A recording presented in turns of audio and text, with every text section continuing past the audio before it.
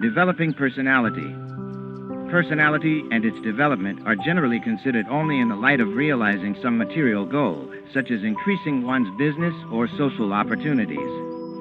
The real nature of personality is rarely analyzed. What, essentially, is personality?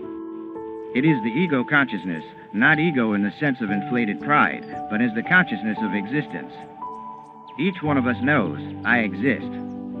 Further, we are conscious of existing in a certain way, as a man or woman, and with certain characteristic qualities. We think about ourselves in terms of our individual background, experiences, and environment. A housekeeper thinks of herself as a housekeeper, a lecturer thinks of himself as a lecturer, a scientist thinks of himself as a scientist. Yet when they are asleep, they forget their daytime activities. In sleep, the consciousness of existence remains, though the egoistic concept of the wakeful personality may fade away entirely. But as soon as one awakens, he remembers and becomes reassociated with his environmental identity. Therefore, the personality a man displays in his wakeful hours is merely a cultivated and partial individuality. The consciousness of existence is fundamentally a universal, unlimited state, but it becomes more or less bound by the personality traits that we hold to from day to day. Eventually, we forget that our individual qualities can be expanded or contracted according to our behavior. Whence does our true personality derive? It comes from God. He is absolute consciousness, absolute existence, and absolute bliss. The Creator knows that He exists. He also knows that His existence is eternal and that His nature is ever-new bliss. With the human mind, we cannot know the infinite mind or perceive what ineffable spirit is, but through the superconsciousness of the soul, we can taste the divine presence as bliss. The joy we receive from any experience flows from God, even though it may have been roused by some outward circumstance. By concentrating within, you can directly feel the divine bliss of your soul within and also without.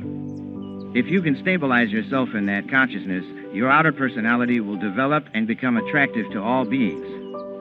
The soul is made in God's image, and when we become established in soul awareness, our personality begins to reflect His goodness and beauty. That is your real personality.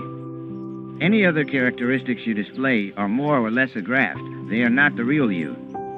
The divine man, living in the cosmic consciousness of God, can assume any kind of outer personality he wishes.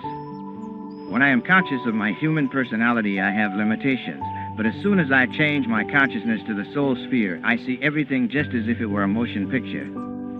A person concentrating on the beam by which images are shown on a movie screen can see that all those figures are scintillating by the current of light emanating from the projector. In the same way, I see the world and all its creatures solely as the projected thoughts of God. Concentrate on matter and you see everything in terms of matter.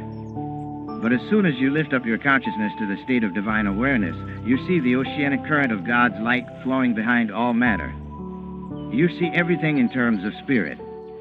Though the unity of God is reflected in everything, it appears diversified in cosmic nature. His creative life flows throughout the earth. Put a seed in the ground and it begins to grow. Metals express a certain power and beauty of God. In the vegetable kingdom, He changes His personality again. The active expression of life is more visible in plants. Still, a study of creation reveals that every metal, every plant, every animal has a distinctive personality, and in man we find an even more expanded individuality, for man knows that he is a living, conscious being. But all these different personalities have been borrowed from God. He is the only life. O Arjuna, I am the self in the heart of all creatures. I am their origin, existence, and finality. Thus the Lord describes Himself in the Gita point 1, and in the Bible we read His declaration, I am Alpha and Omega, the beginning and the ending, saith the Lord, which is and which was, and which is to come, the Almighty.